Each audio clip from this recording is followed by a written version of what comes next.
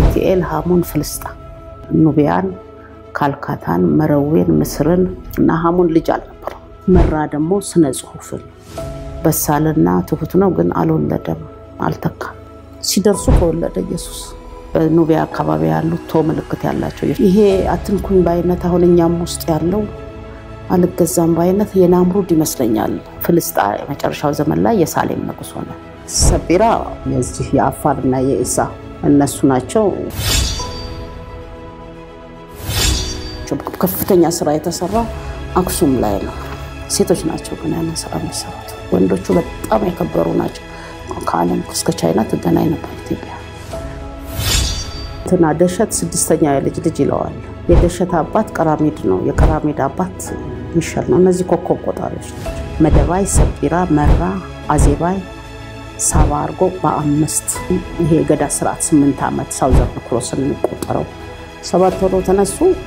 መንገድ ላይ አልቀው አንድ ነው የደረሰው አዜባውያንንም እንደዚህ የባህር ወለል ውስጥ ያሉት ያቺ ስዕል ናት ከመሬታችን 7 አመት ፈይቶባቸው ጉባኤ ግን በአመት 2 ጊዜ ያደርጋሉ 3500 ዘመን እየተላለፈ ነው የመጣው ወጣን ኮኮብ ለማየት ባህር ዳርቻ ነው የሚሄደው ትንቢት ተናጋሪም ነበር ህፃን እንደሚወለድም መልአክም ስሙን እንደሚያወጣው ተንበዋል ሊቃውንት እዛ ላይ 81 ሊቃውንት ያወራበት ከፈጣሪ የመጣን ነገር ማንንም መልስ ሊሰጥ አይችልም እግዚአብሔር እጅ ነው የዘረደሸቱ ህይወት በሰው እጅ አይደል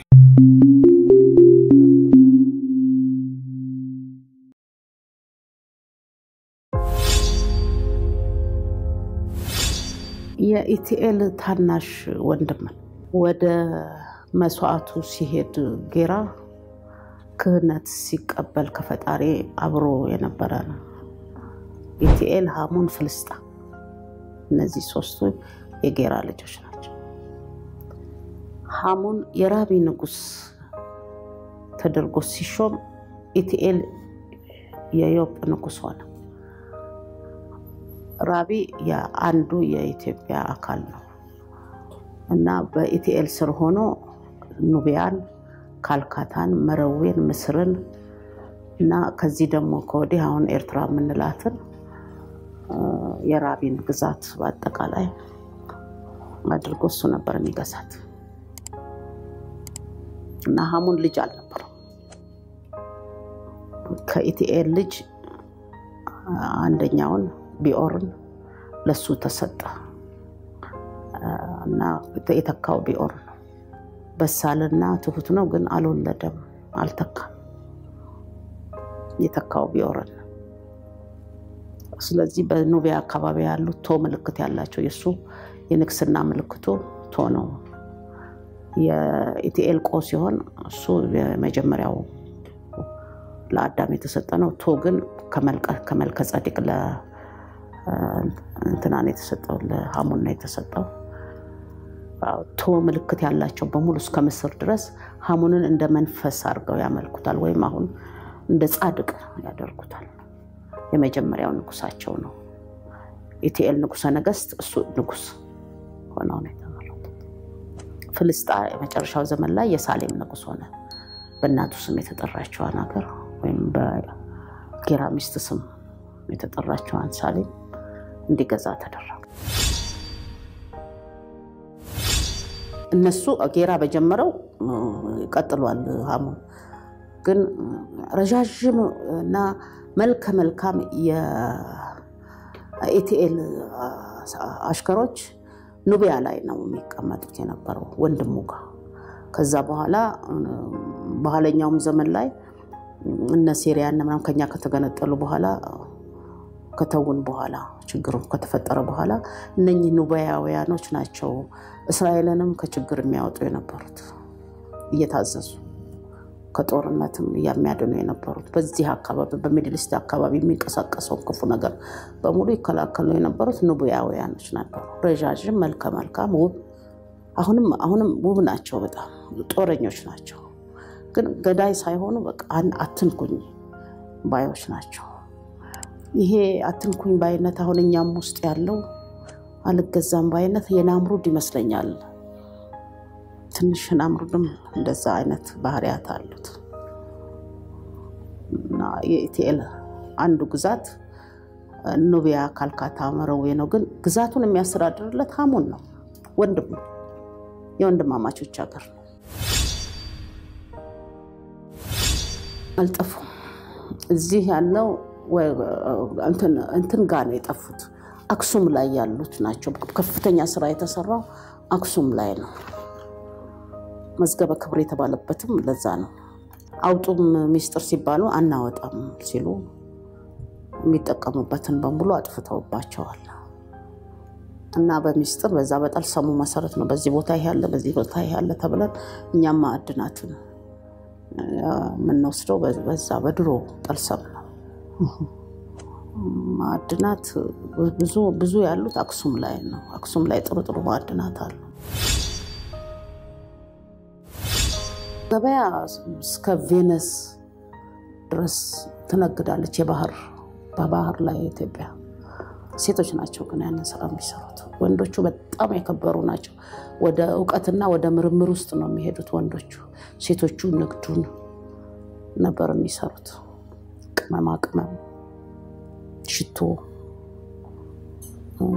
ለዚህ አዳኞቹ ግን የዝሆን ጥርስ ወንዶቹ ከዓለም እስከ ቻይና ትገናኝ ነበር ኢትዮጵያ ለምሳሌ ከዛንዚባር ቁርንፉድ ተወስዳለች የራሷ ናት ዛንዚባር እዚህ እንትን ውስጥ ነው አሁን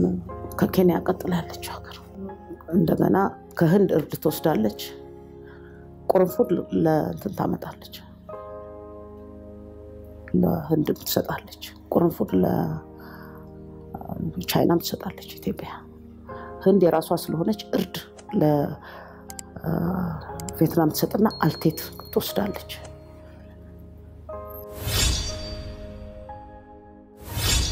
እንትና ደሸት ስድስተኛ ልጅ ይለዋል የደሸት አባት ቀራሚድ ነው የቀራሚድ አባት ሚሻል ነው እነዚህ ኮከብ ቆጣሪዎች ናቸው ዝናብ መምጣቱን ረሃብ መምጣቱን ሰላም መግኖሩን አለመኖሩን በኮከብ ቆጥረው ለህዝብ የሚያሳውቁ ነገስታቶች ናቸው ሚሻል ሲጀምር እሱ ነው ስራው ቀራሚድም እሱ ነው የቀጠለው ደሸትም ኮከብ ቆጣሪ ናቸው እና በመዝገብ አሁን መዝገብ የተጀመረው በደሸት ስርዓት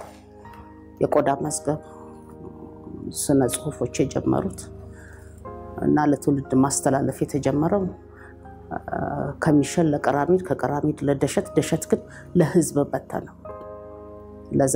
ዘረደሸት ብሎ ፈጠረና አምስት ስነ ባህሪያቶችን አመጣ ከነገስታቶች ውስጥ አምስት አደረጋቸው እንደ አንድ ወደ አምስት ቀየራቸውና መደባይ ሰጲራ መራ አዜባይ ሳባ አርጎ በአምስት ከፈላቸው እነዚህ ውስጥ በተነው ዕውቀቱ ሰጲራ የዚህ የአፋርና የኢሳ እነሱ ናቸው በዚህ ሄድኝው ከአፈር ጋር ቀይተው ማዕድናት ጥሩ ነገር ይሰሩበታል እንደ ማዳበሪያ እንደ አትክልት ቶሎ እንዲበቅል የመደባይ ደግሞ ኮከቦች ይሄ የገዳ ስርዓት 8 አመት ሳውዘርን ክሮስን የሚቆጠረው የገዳ ስርዓት በመደባይ ውስጥ መራ ደግሞ ስነ ጽሁፍን ብራና ቅርጻ ሳባውያን በድንጋይ ቅርጽ ቅጥቀጣውን አደረጉ አዜባውያንንም እንደዚህ የባህር ወለል ውስጥ ያሉት አድርጎ ደሸት አዋቅሮ ዘረደሸት ተብለው የደሸትን እጅ ስራ ያስቀመጠ ደሸት ነው ደንበኛ በቤተክርስቲያንም በተለያዩ ቦታዎችም የደሸት እጅ ስራዎች ይታያሉ በስነ ከዋክብት ከኢቲኤል በኋላ ደሸት ነው ከፍተኛው ስራ ይሰራል ያንን ኢቲኤል ይዞት የገባውን መዝገብ ለህዝብ እንዲተላለፍ ያደረገው በአምስት አዋቅሮ ደሸት ነው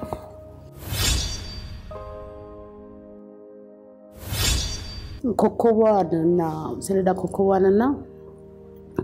መቤታችንን ያየውን በወርቅ ነው ይሰራው እና እጣን አድርጎ አክብሮ ለዘረደሸቱ ሰጠ ለማህበር በማህበር ያዋቀረው የሊቃውንት ጉባኤ የሚባለው ደሸት የጀመረው በየጊዜው ያጠኑ ይጠብቁ ነበር አሁን ከስንት ዘመን በኋላ ታየ ስታይ ኮከቧ እነሱ ተነሱ ከዚህ 7 ሆኖ ተነሱ መንገድ ላይ አልቀው አንድ ነው የደረሰው ከዛ የጆርዳንና የሌላ ሀገር ሰው ሆነው 3 ሆነው ይዘው እሱ ግን ያበረከተው ዕጣንና ወርቁ የሱን የደሸት ያቺ ስዕል ናት ከመቤታችን ስዕል መቤታችን ሳትፈጠር በህገ አሁን ለምሳሌ በእግዚአብሔር ልቦና የነበረች ለመንግስቱ የበቃች ብሎ የተነበየው እሱ ትንቢት ተናጋሪም ነበር ሕፃን እንደሚወለድም መልአክም ስሙን እንደሚያወጣው ተንበየዋል ሊቃውንት እና ሁሉ ጊዜ ትመሰገን ነበር ሳትወለድም ትመሰገን ነበር ያች ቀን እንድትመጣ ይለመን ነበር እንደውም የዘረደሸቱም ነፃ እንወጣለን ብሎ ይለምን ነበር የዛችን ቀን መምጣት አሁን ቀን አቆጣጣራችሁ ላይ ኮከቧ ስትወጣ ነው ዘረደሸቱ ከጣና የተነሱት 7 ዓመት ፈይቶባቸው ሲደርሱ ተወለደ ኢየሱስ እኛ በተወለደበት እንቆጥራለን የእመቤታችን ልመና በዛን ጊዜ ጀመረ ያቺ ቀን እንድትመጣ ያቺ ንግስት ያንን ንጉስ እንድትወልድ ከተወለደም በኋላ ዘረደሸቱን አካባቢ መጥቶ አይቶ ረግጦ ነው ሄደው ልጅነቱ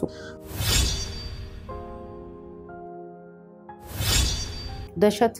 ማህበረሰቡን መስርቶ ከሄደ በኋላ የሚያጠፉበት ሰዓት ተደብቀው ነበር የሚያስተላልፉት አባት ለልጅ ልጅ ለልጅ ልጅ ለልጅ እያለ እየተላለፈ ጉባኤ ግን በአመት 2 ጊዜ ያደርጋሉ ብዙ ሰው የለንም በዘረደሸት ግን ያሉት ሊቃውንቶች በዘመናቸው ሳያስተላልፉ አያልፉ 3500 ዘመን እየተላለፈ ነው የመጣው መዝገቡም ጽሁፉም ጠልሰሙ እንደም እንመረቀው ወደ ሐኪም ለመሆኑ እጽዋትን ስንማር ጽፈን ነው ያው ባለፈው እንዳሳየው ያንን ጽፈን ቁጥር እንኳን ያገር ቁጥር ካልሆነ ቅጣት አለ ከዛ ደግሞ ተክለን እጽዋቱ ከበረሃም ማምጥተን ከ1 እስከ 15 አባት ይሄ የደሸት ነው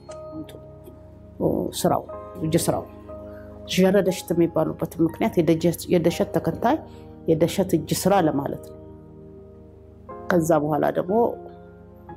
ወደ ዕውቀቱ ስንመጣ ዕውቀቱን በብስለት እንዲያውቁ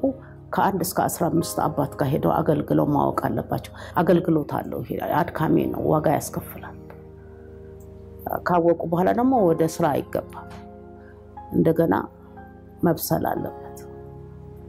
እና የሚሰሩበት ሰዓት ጥቂት ናት የሚማሩበት ሰዓት ይበልጣል ዕውቀቱ ኃይለኛ ነው ደሸት በጣም ትልቅ አባት ነው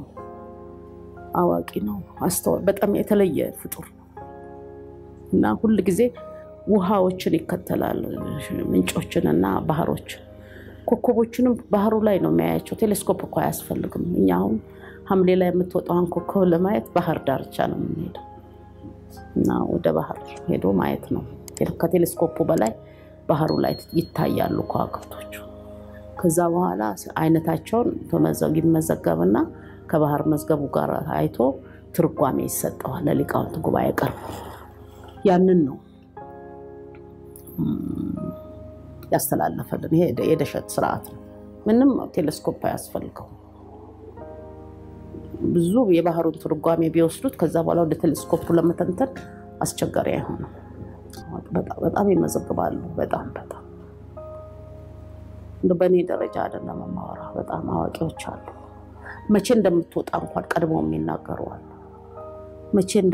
መቼ ረሃብ እንዳለ በኮከቧ ቆጥረው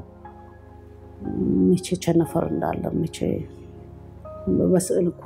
እየገለጹ የሚያቀርቡ አሉ እዛ ላይ 81 ሊቃውንት ያወራበታል ከዛ በኋላ ነው መልስ የሚሰጠው መልስም የማይሰጥበት አለ